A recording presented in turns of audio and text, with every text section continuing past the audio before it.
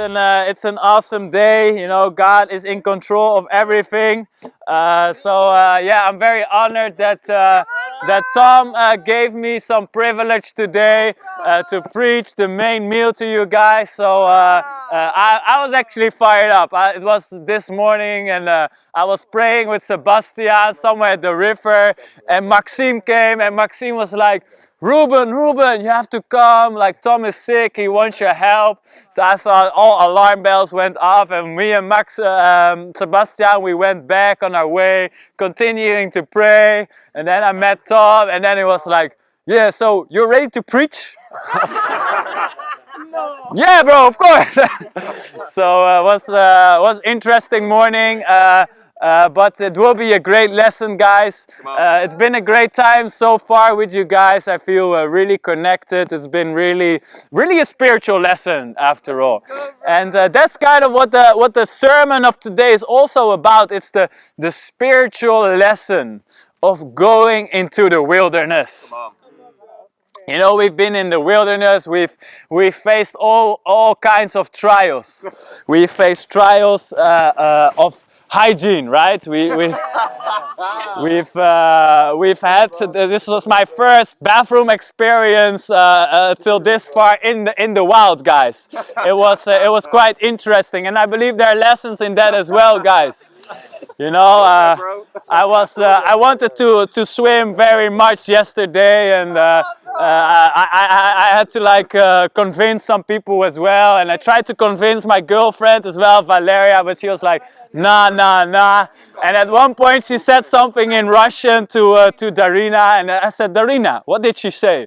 She said, yeah, if Ruben will go, he will smell like zhapka. So, you know, there's like a lot of spiritual lessons, like some deep negative thoughts are driven to the service, you know, which is great. Today I want to look into the lesson of going into the wilderness spiritually. You know, in the Bible, wilderness is a place of solitude, undistracted attention, and divine encounter. You know, but it always goes hand in hand with hardship, with suffering. You know, and we see this throughout the whole Bible. We have the Israelites in the desert going to the promised land. We have the famous story of Jesus being in the desert, fasting and being tempted. And today we will look a little bit more at another story, which we'll read in a bit. Come on, bro. But wilderness is where the noise is gone. Where you don't listen to the distractions of the world, your phone, but you listen, what's going on in my soul? What is God really trying to say? You know, and since the world is asking so much attention, we sometimes need this time. You know, and if we don't decide to take this time, God will sometimes force this time into your life. And today we will read more about that. We're going to speak about the first point today. Wilderness is where you are revealed to you. Point number one is wilderness is where you are revealed to you. The notes are in the chat, by the way, for those who want it. And we go to 1 Kings. Let's go, bro. And we're going to read about the story of King Ahab and Elijah. And King Ahab is a king who did evil in the eyes of the Lord, according to God, according to the Bible. And he had a wife which arguably did even more evil, you know, but the man is responsible, right? So he had this wife called Jezebel. And we learn from this story that this wife Jezebel has some negative influence on him, right? So this wife Jezebel made her husband kill all the prophets, right? So Elijah was a prophet, but he had a big company of around 200 prophets. And she made him kill all the prophets, and the Bible says that before this other miracle happens, is that Elijah was the only prophet left. And then this miracle happens with the Baal offering, where they have like this altar, and there's this one altar, and the around 400 prophets, I believe, of Baal tried to get fire, and it didn't happen at all. And then after pouring a lot of water over the altar, Elijah inquired God, and God made the altar on fire. But we see that Jezebel was still continuing to have these roots. So one lesson we can take from this is that it's really important who you marry, guys. So, as been said, like Sebastian is single, there are other cranking brothers and sisters here. So this is the time, guys, to discover who is that partner that will really bring you to more spiritual places, So let's read 1 Kings chapter 19. So in chapter 18 you have the whole story of how Elijah alone inquires God, and God's put then this watery altar on fire. Whereas the 400 prophets of Baal cut themselves, like do all this weird stuff, and nothing happens. So and then after, actually, Elijah is praying for rain. He is praying for God to rain down, and he prays, and it happens, right? Exactly as Ahab desired. All the prophets of Baal are killed. So a lot of victories happen in Elijah's life. But then in 1 Kings 19, we see a switch of heart. Let's read it together, what is happening. Because this sounds all like a very faith-building and miraculous story. But let's read what happens here. Chapter 19, verse 1. Now Ahab told Jezebel everything Elijah had done, and how he had killed all the prophets with the sword. So Jezebel sent a messenger to Elijah to say, "May the gods deal with me, be it ever so severely, if by this time tomorrow I do not make your life like that of one of them." Elijah was afraid, ran for his life. When he came to Beersheba in Judah, he left his servant there, while he himself went on a day's journey into the wilderness. He came to a broom bush, sat down under it, and prayed that he might die. "I have had enough, Lord," he said. "Take my life. I am no better than my ancestors." Today you might have had a lot of victories. You might have gone through great victories. But today you might feel like you're in the wilderness. You might feel like Elijah, that you even want to die. You might feel like life is not that victorious and you cannot do it anymore. But that's sometimes needed. You sometimes need to be brought to this place of wilderness where you are faced with your limits. And if we look very carefully in verse 4, it says, while he himself went a day's journey into the wilderness, he came to a broom bush, sat under it, and said, "I have had enough, Lord." He said, "Take my life. I am no better than my ancestors." And this is a very interesting quote. He says, "I am no better than his ancestors," comparing himself with the people around him, comparing himself with the people that went before him. He suddenly completely forgot how God powerfully used his life a chapter before that. How God put fire down from heavens onto an altar. How God brought rain. And he suddenly relies completely on his own strength. Suddenly he's only thinking about himself and his own position. And I think similarly this can happen in our life. We can easily think that, because what I actually believe what happened is that God was working powerfully through him, and he started to think that it was all because of him. Because otherwise he wouldn't have this mindset change of like, I'm no better than my ancestors.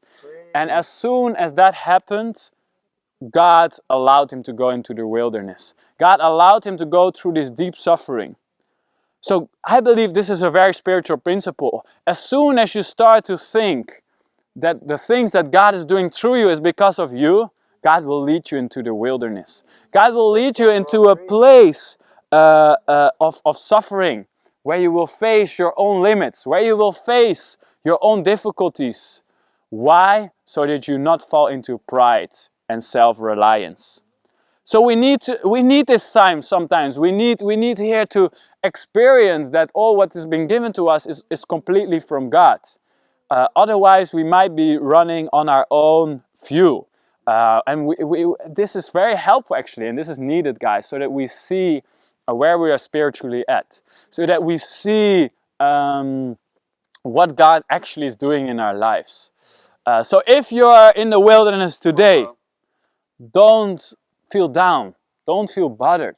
See it as an opportunity to draw strength from God. Every type of suffering is an opportunity to come closer to God and to allow Him to restore you. Okay, let's go to the second point. Point number 2 is wilderness where refreshment is provided to you. Point number 2, wilderness is where refreshment is provided to you. We continue reading in the same chapter from verse 5 to 8. It says, "Then he lay down under the bush and fell asleep. All at once an angel touched him and said, 'Get up and eat.' He looked around, and there by his head was some bread, baked over hot coals, and a jar of water. He ate, drank, and he lay down again. Then the angel of the Lord came back a second time and touched him and said, 'Get up and eat, for the journey is too much for you.' So he got up and ate and drank. Strengthened by that food, he traveled for 40 days and 40 nights until he reached Horeb, the mountain of the Lord. There he went into a cave and spent the night." So what we see here is that when Elijah was under this tree, under this bush, he was completely empty. He was completely emptied, and this was actually needed in order for him to allow God in his life to strengthen him. What happens after? You know, and similarly, sometimes we might look on the outside very, very strong, but we're actually not very reliant on God, and this would mean that your roots are very shallow. And in what is very important in the Netherlands is you have these dunes. Right? And these dunes have a very specific purpose. Do you guys know what dunes is? Maybe I need to elaborate on it. So dunes is it's like almost like a small hill, but they're always on the coastline. And these form through a lot of wind and through a lot of through all the water erosion and all this kind of stuff. And they're almost like a mountain ridge, you call it, but like they're way lower, of course. They're like hills more, and they're like on the beach of the on the beach. And the purpose of these dunes, even though they naturally came into existence, is to protect the country. And the reason why these dunes stay as they are is because there are like these plants, and they are not even that high. They're like the height of this, and these plants, they almost look like grass. And these plants look very purposeless. But I remember as a child, sometimes you would like pull them out of the dunes, out of the sand. But what has been taught to me is that these plants are actually super crucial. Why? Because if these plants wouldn't be there, if these roots wouldn't be there, these dunes would vanish and the country would be flooded.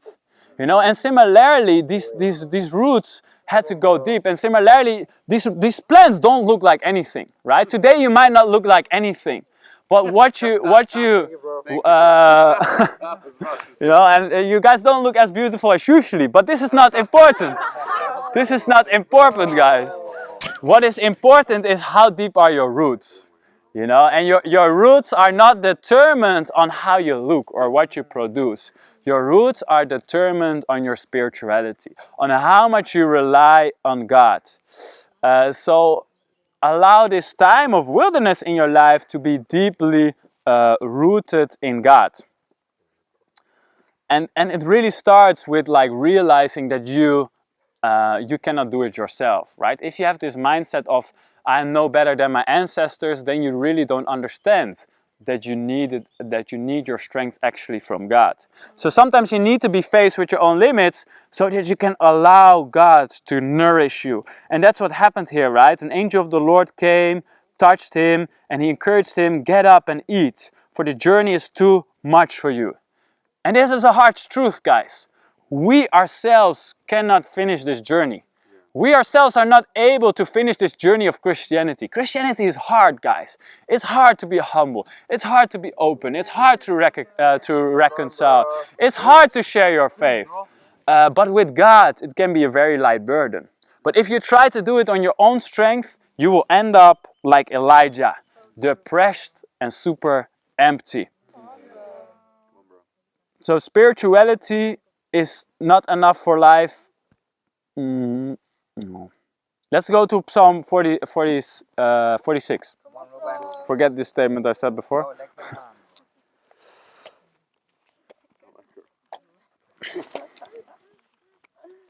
Heel lekker. Kom op, broer. Lekker vuurtje.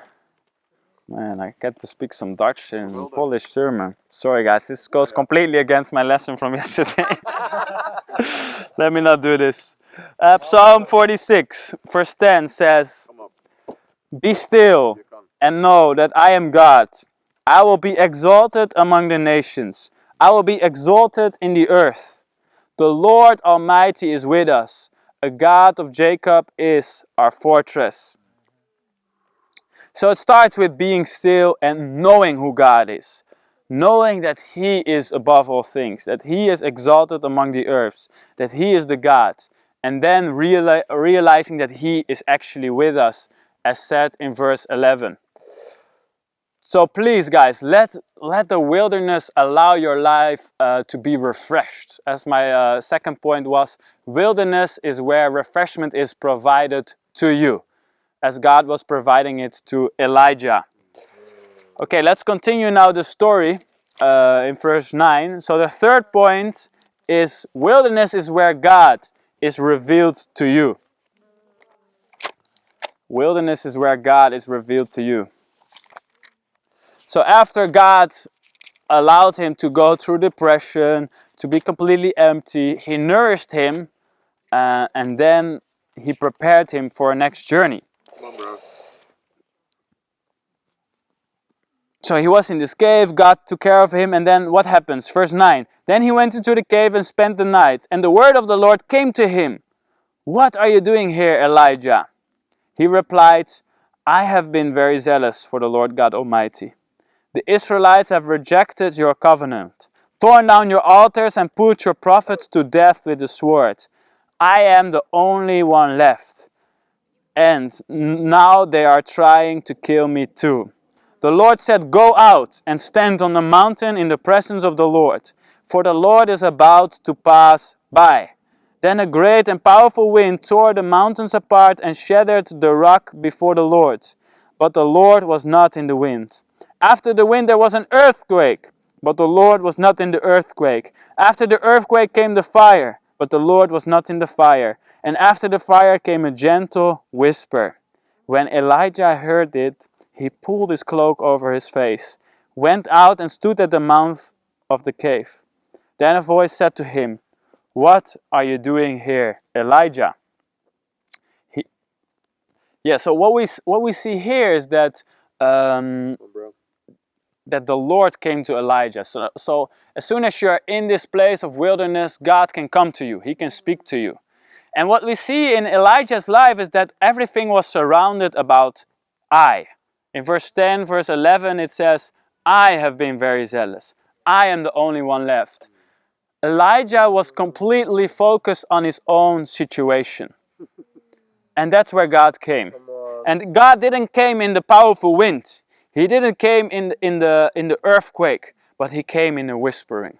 So when you're in the wilderness, when you're in this suffering, in this time of depression or whatever it means for you, you might think like there needs to become a big intervention of God, right? You think like, man, I need to have like this fire coming down from heaven that completely changes my heart.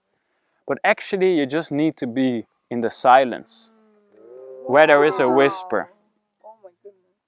And the whisper is very important, because a whispering you can only hear when you're close. You need to allow someone into your life. So there's your own consent that needs to be there. God is not hidden from us, but if we allow all these other noises in our life, He cannot whisper to us. And Jesus understood this as well, right? In his life, he often went to desolate places. He went into the solitude. And so should we do the same. And in the wilderness, God was able to speak to him. So let's imitate all Jesus, and let's, in time of suffering, let's go into the silence. Let's turn off our phone and let's go in prayer time. Let's go into the Bible. Let's go in silence and walk through the nature to really allow God to speak to you, so that you can be resolved. And then after the resolution, God always resolves you with a purpose. His purpose is not to let you sit and feel good. If that is the case, then there's a problem in your life. So let's see how God deals with this situation. We continue reading for my fourth point. My fourth point is, wilderness is where fruit and clarity come to you. Wilderness is where fruit and clarity come to you. So after Elijah has been in this self-focused place and God has spoken to him, something is happening. Let's read verse 14. Again, so in verse 13 again, a voice said to him, "What are you doing here, Elijah?" Because this is not what Elijah as a prophet meant to do. Being in a cave, being there alone. So there was also a certain purpose. But he needed this. Verse 14, he replied, "I have been very zealous for the Lord God Almighty. The Israelites have rejected your covenant, torn down your altars, and put your prophets to death with the sword. And I am the only one left. And now they're trying to kill me too." The Lord said to him, "Go back to the way you came and go to the desert of Damascus. When you get there, anoint Hazael king over Aram. Also anoint Jehu, son of Nimshi, king over Israel.